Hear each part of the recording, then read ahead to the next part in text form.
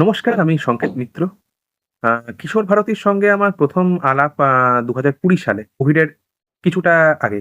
তখনই বঙ্কু ডাক্তারের সঙ্গে আলাপ এবং অস্বীকার করব না, তখন ধারাবাহিক চলছিল 'অনন্তনের বাক্স' এবং ধারাবাহিক কমিক্সে ঢোকার ইচ্ছে হলেও খুব একটা ঢুকতে পারিনি। কারণ কন্টিনিউটি ব্রেক করে যাবে সেই কারণে। তারপরে পূর্ণাঙ্গ আকারে বঙ্কু ডাক্তার কমিক্স পড়া ১ম মার্ক্সবাদী বঙ্কু ডাক্তার যদ্দূর মনে পড়ছে। শারদিয়া ১৪২৭ সেই থেকে বঙ্কু ডাক্তারের প্রতি আসক্তি এবং আকর্ষণ সবটাই একসঙ্গে। এবং যখনই কোনো সমস্যা এসছে, সেটা কেন্দ্র স্তরে হোক, রাজ্য স্তরে হোক বা আন্তর্জাতিক স্তরে হোক, আমি জানি বঙ্কু ডাক্তার ওষুধ নিয়ে বারবার হাজির হবে। কারণ কমিক্সের মানে তো খালি লোক হাসানো নয়, কমিক্সের মানে হলো অনেক বড় একটা কিছু দায়িত্ব পালন করা।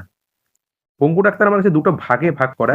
১ম হলো যে একটা প্লট কোনো, যেমন অন্তরের বাক্স একটা প্লট। কিছু, কিছু গল্প প্লটের আকার ধারণ করেছে। সামাজিক মূল্যবোধ শিখিয়ে দিয়েও। আর দ্বিতীয় হলো খণ্ডচিত্র।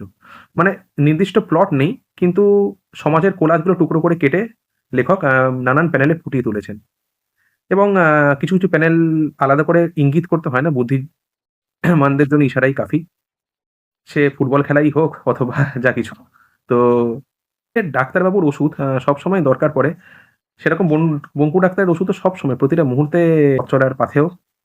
রিসেন্টলি যেটা পড়েছি সেটা হচ্ছে যে কম্পিটিশনের যুগে জীবন গড়ার আসল যে মানে সেটাকে শিখিয়ে দিয়ে যাওয়া। বগুড়াতে কখনো নরম, কখনো গরম, কখনো কোমল, কখনো বা রুক্ষ। এই মিশ্রণে পথ চলা শুরু করে বঙ্কু ডাক্তার অনেক দূর এগিয়েছে। আগত বঙ্কু ডাক্তারের পূর্ণাঙ্গ গ্রাফিক নভেল 'ব্যুরোক্রেসি' যেটা কিনা শুরু থেকে শেষ অবধি সঙ্গে ছিলাম এবং 'ব্যুরোক্রেসি'র জন্যে আন্তরিক শুভেচ্ছা জানাই লেখক এবং আ গল্পকার, শিল্পী ডক্টর শায়ন পালকে।